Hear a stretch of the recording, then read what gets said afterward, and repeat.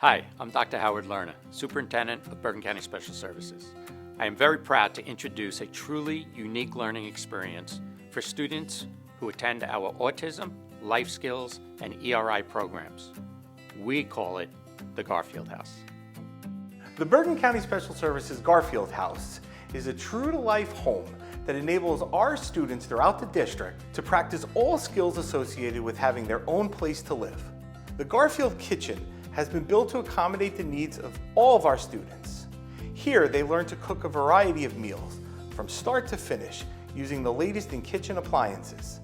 All students are taught to safely cut, chop, mix, and prepare full meals that can help them become as independent as possible. The Garfield House also allows the students to practice maintaining a home, as they will once they are on their own. The students learn to properly use gardening equipment, to cut the lawn, and rake leaves. Using a variety of tools, they learn to measure, cut, and repair different areas of the inside of the home as well.